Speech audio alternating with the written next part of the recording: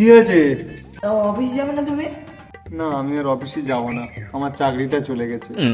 এসব কি বলছো তুমি? হ্যাঁ গো, আমি ঠিক বলছি। ঘুষ দিয়ে চাকরি পেয়েছিলাম তো, ওই জন্য চাকরিটা আমার চলে গেছে।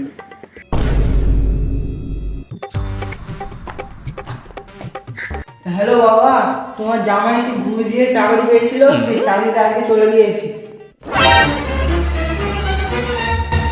আর কি জানো বাবা? তুমি এই সময় তোমার বাবার বলতে যাচ্ছে কেন?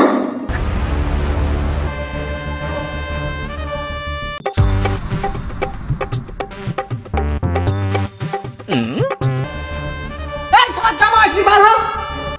ওরে বাবা, আমার পাগলা শ্বশুর চলে এসেছে। ওরে বাবা, আমার পাগলা শ্বশুর চলে এসেছে। এবার কি করবো আমি? এই শালা জামাই শিগগিরই বার হ, ভদ্রবেগে। আমার দিদি জাতি হয়েছে, মাতৃ বার করবো, বার হ। ওরে বাবা গো, কোথায় লুকাবো?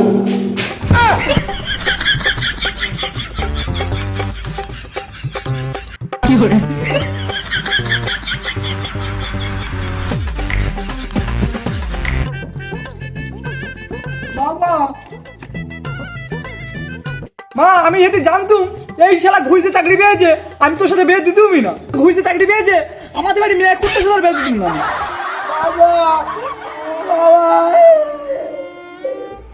মা কাটিস নে, চিন্তা করতে না, তুই আমার সঙ্গে যাবি। শালা জামাইটা কোথায় রা? ওই তো ঘরে বাবা। চল তো বাবা, ভালো আসছে। শালা জামাইটা করে ওর বাবাকে বাজাবো। কোথায় গেছে?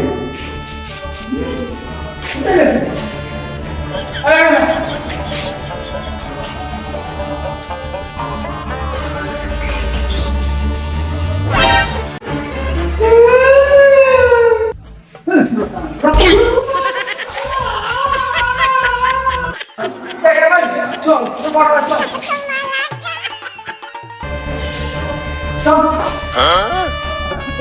তুই বিয়ের আগে তো আমার কাছে 20 লক্ষ টাকা নিয়েছিস, সে টাকাটা নিয়ে ঘুরতে চাকরি নিয়েছিস?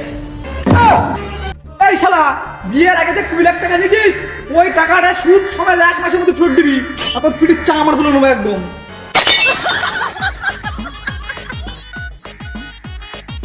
হ্যালো, 4টে বাজে লজ নিয়ে চলে আয়। মেয়ের বাড়ি যা দিয়েছি, শোকেস, আলমারি, ফ্রিজ, 4 চাকা গাড়ি, বাইক যা দিয়েছি সব রে বাড়ি চলে যাবো। তাদের গাড়ি চলে আয়। বিয়ের আগে 20 লাখ টাকা দিয়েছিল, সুদ সময় 30 লাখ টাকা হয়েছে। 1 মাসের আগে আমার টাকাটা পেয়ে যাই আমি। চল মেয়ে। কই গো, তুমি আমার ছেড়ে কোথায় যাচ্ছ? এই শালা, মেয়ে ছাড়বি না লাথি খাবি? বিয়েতে যা টাকা দিয়েছি, ওই টাকাটা না আমার সাথে দেখা করবি। চল মেয়ে। শালা, 10টা না 5টা না, একটা মাত্র আমার বউ, সেটাও শ্বশুর আমার সামনে থেকে নিয়ে চলে গেল। এখন আমি কি করবো? হায় রে ভগবান, এত টাকা আমি কোথায় পাবো? আর আমার বউটাকে কেমন করে আমি নিয়ে যাবো?